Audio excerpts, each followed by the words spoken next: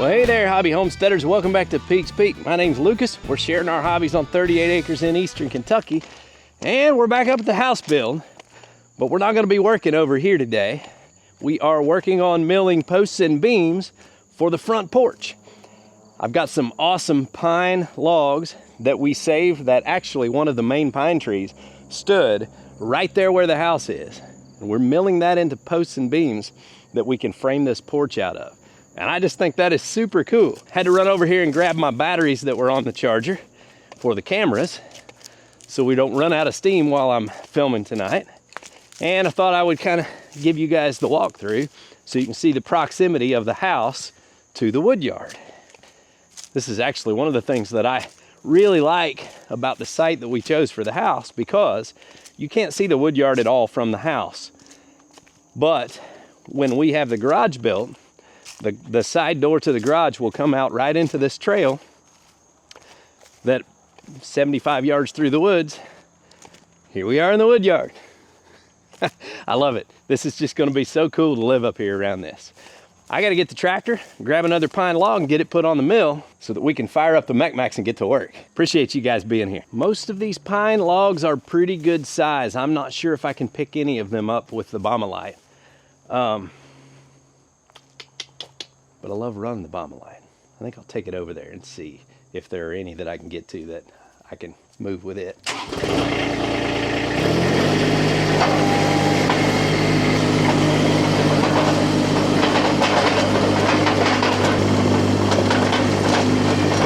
So I've got one right here up front that might be a candidate for the Bombalight to pull.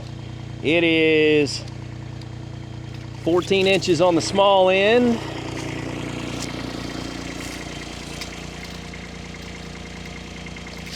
15 inches on the big end, so we got good consistency. This is a nice straight log too. I like it. And we are 16 foot 3 inches. Yeah, this is perfect. This should make 2 posts of the 5 posts that we need, because I need 8 foot tall posts, and out of a 16 foot 3, should be able to get them. All right, let's come on. My Klein tape measure wouldn't spool up on me.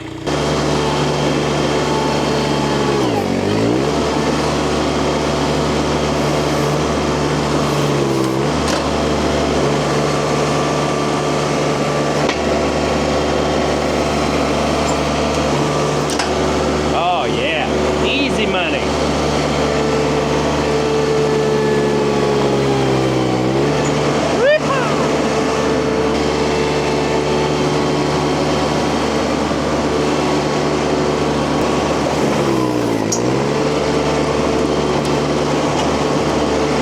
Woodyard needs a Bombalight.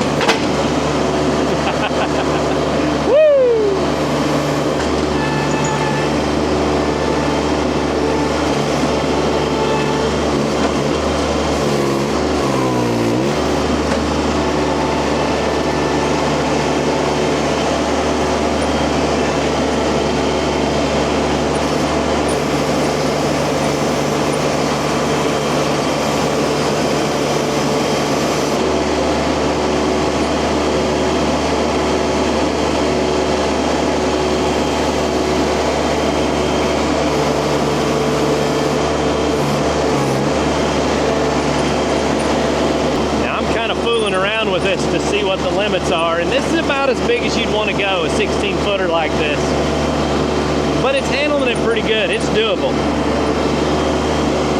I've got a downhill approach coming to my wood yard, and that does make it a little bit trickier. It wants to tip your weight forward, but it's not bad. Swing this 16-footer right in here. Look at that. Like it belongs.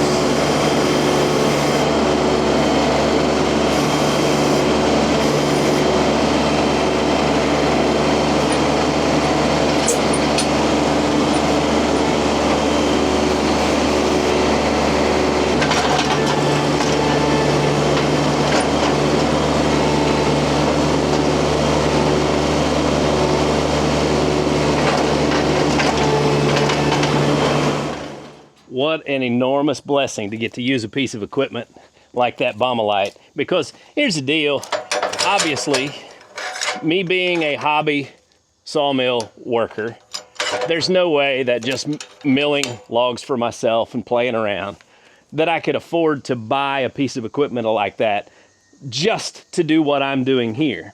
But I will say,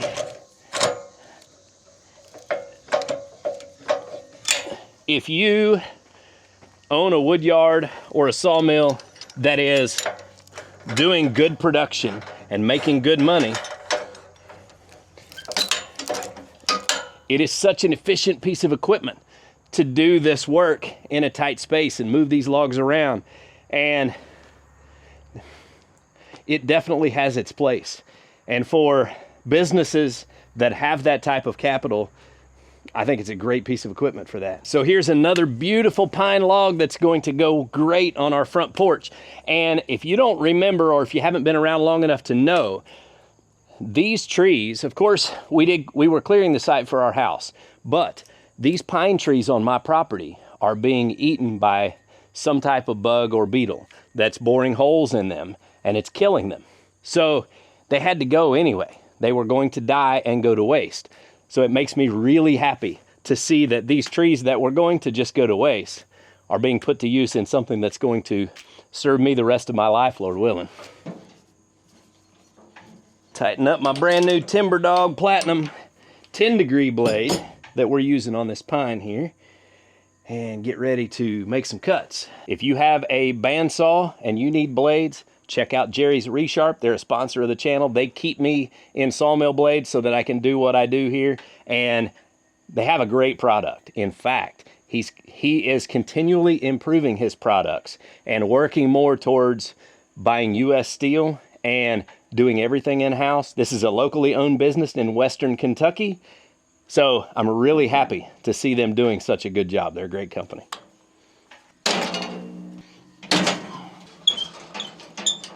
Thanks to my buddy Mark at Manisto Key, I have this 3D printed gauge that is a beam guide that tells me I can very easily get me a nice 8x8 beam out of this. So I'm going to center this and draw it on here. And I think it's going to help me to maximize what I get out of this log.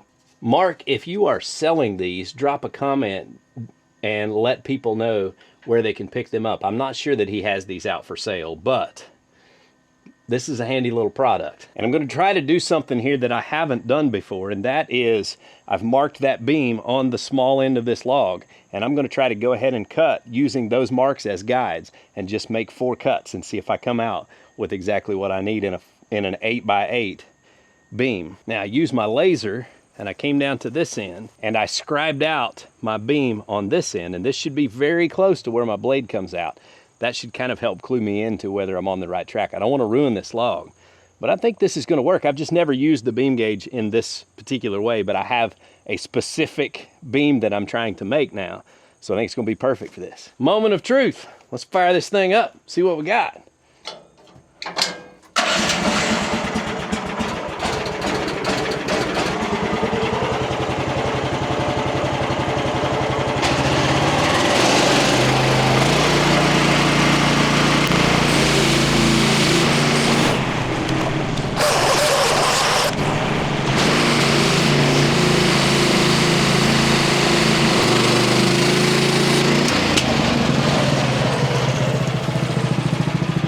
we've got room to spare.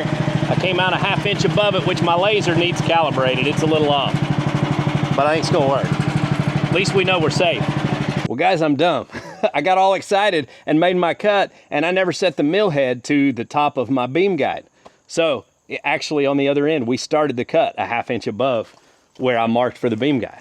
So what we'll have to do is bring it back, and we'll take another slab off of this, and we'll have a nice 1/2 inch board here that won't go to waste. It'll be live edge.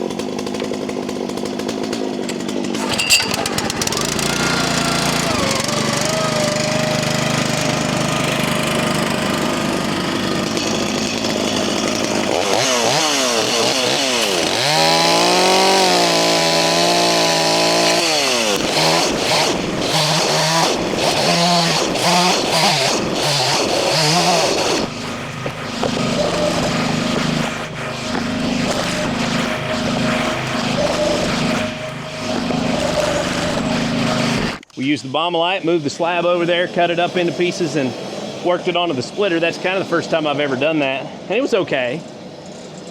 A lot of times I like to just focus on doing my milling when I'm milling and doing firewood when I'm doing firewood, but it worked. Lock the head in position, and real quick, let's check our tracking because I just put a new blade on. Oh yeah, it looks good. Okay, so I ruined the drama with the last cut, making it come out at the wrong spot. So let's try this again. All right, you guys focus right here on this line and you tell me if I hit it.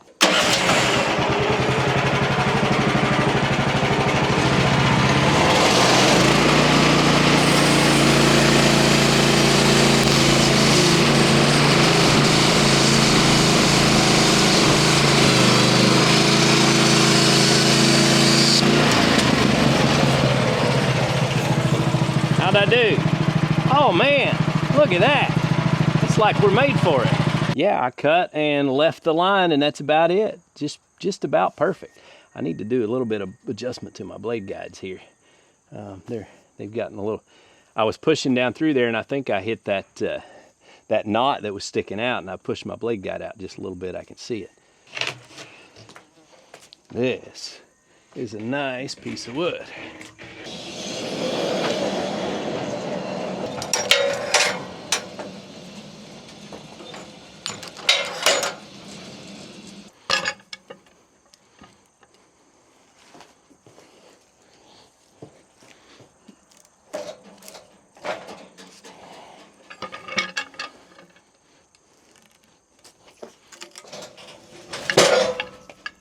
Right on the money.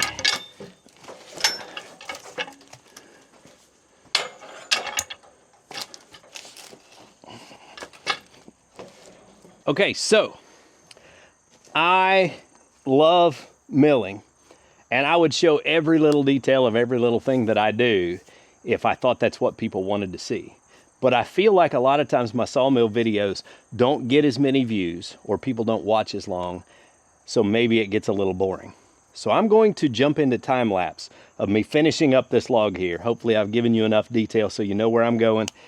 But I want you, while you're watching this time lapse, to go down in the comments and tell me your thoughts. What do you like to see? Do you want more details, less details? Do you want to see more action, more angles? Or, you know, what is it you like about this content? What can I do to make it more enjoyable for you? That's what I'm always trying to do, but I'm also trying to accomplish things and get things done. So I'm going to put you on time lapse. I'm going to crank up my tunes, and let's see if we can accomplish something here.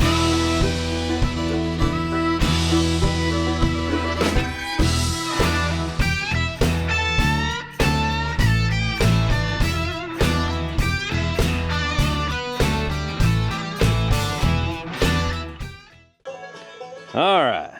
Well, I've got to interrupt my music and your time lapse viewing to talk about a change I decided to make, because after I chopped up and split up that great big slab off of the first side, I got to thinking about how not only am I using posts and beams to lay out the front of this porch, but I want some material of the same wood to frame out the sides in a decorative manner, and it'll be structural as well.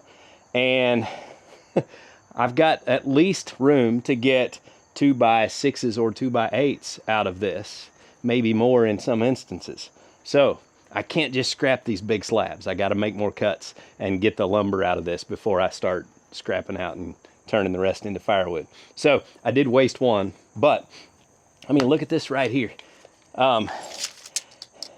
This is 8.5 inches wide for the first 8 feet of it. Now I start getting into the live edge up here at about the 8-foot mark, but I could still easily call this an 8.5 inch board all the way up to about 10 feet.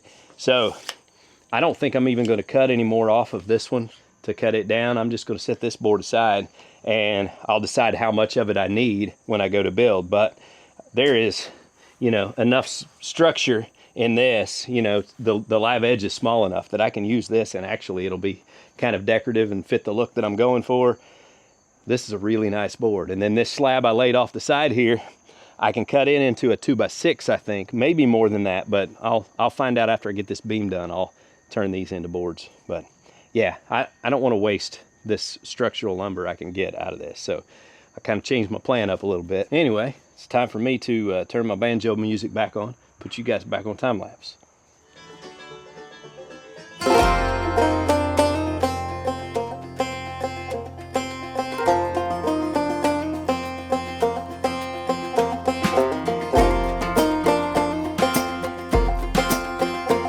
All right, now you know that I'm sponsored by Max. That's where I got my sawmill. I make commission when these sawmills sell. So I have a stake in them having a good reputation. But facts are facts. I've had this sawmill now for a year. I've built several buildings. And now I started out with an SM26, and I built most of this building here before switching over to this SM32. I milled all the lumber to build my equipment shed. I've milled lumber to help my son build his deck. We've milled lumber for all sorts of little projects here and there. And this mill is holding up great, and it does a fantastic job. And the reason I'm saying this right now is because here's a perfect example. I milled an awesome 16-foot long 8x8 beam that came out dead perfect.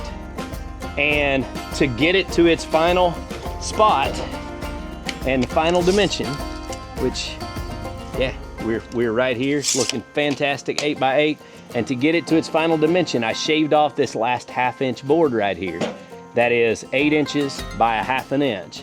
And it is dead 1/2 inch thick from one end to the other.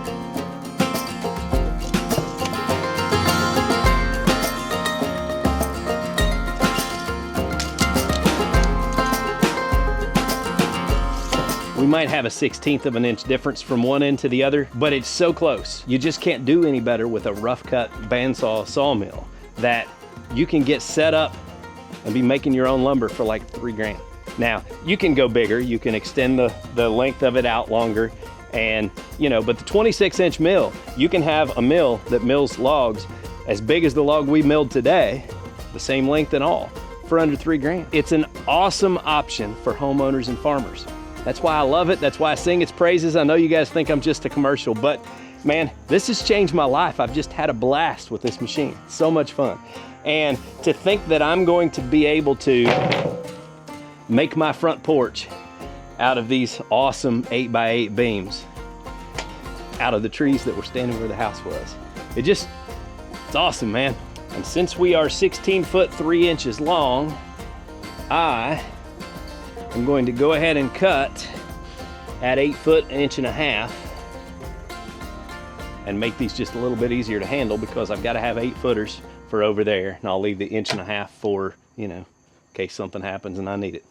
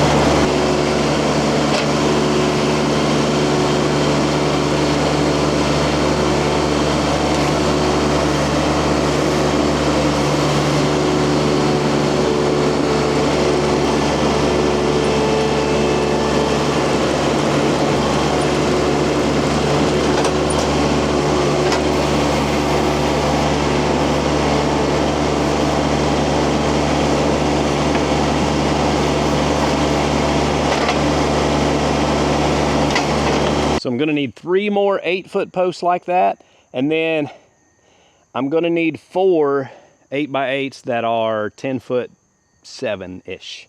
So yeah, I've got 5 more logs to mill probably. So I think we're gonna get this. Now, I don't know if I can move any more of them with the Bommalite because the logs are getting bigger. I'm gonna go see what else I've got over there and at least place another one on the mill. I don't know if I'll get it done tonight, but.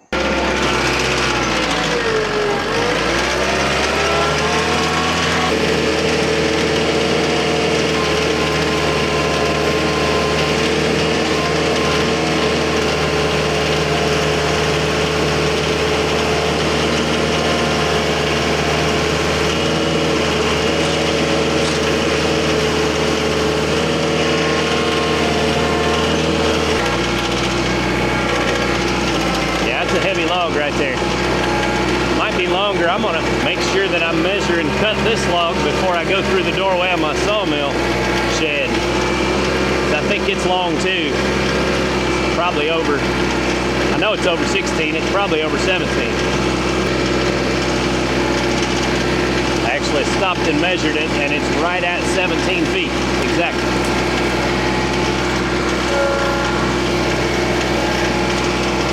So I know I can get it through here. It's tight, but I can get it through here.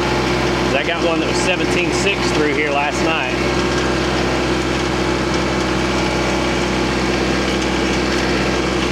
My trees are getting rub rash though.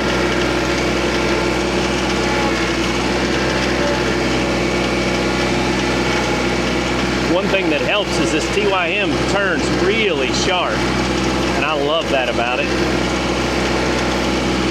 What I do right here is I loosen up my grip so that the log can pivot in the bucket, and then we wiggle it back and forth, start sliding over. I may need to grab it just a little bit.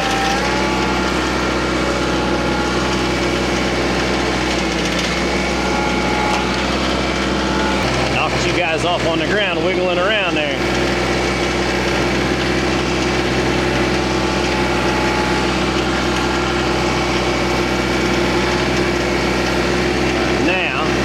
Loosen up our grip,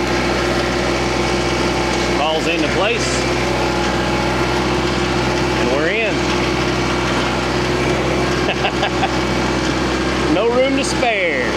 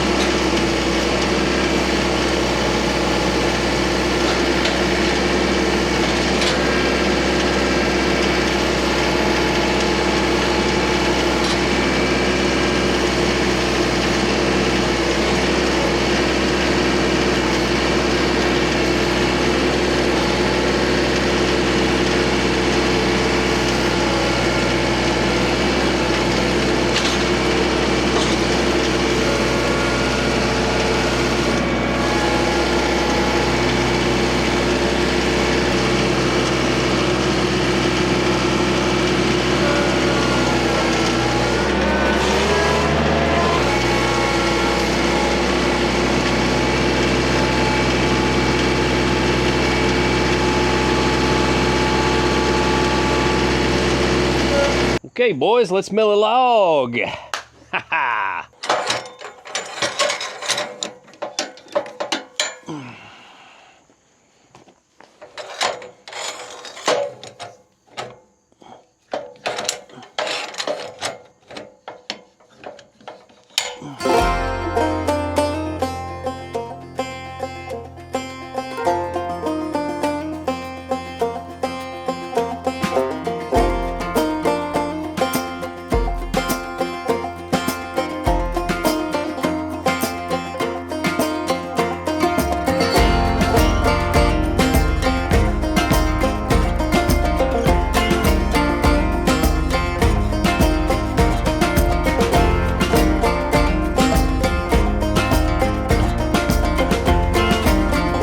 That is one fun night, and I got 4 8-foot 8x8 posts, so I only need 1 more porch post, and then I need 4 more beams that are a little over 10 foot long.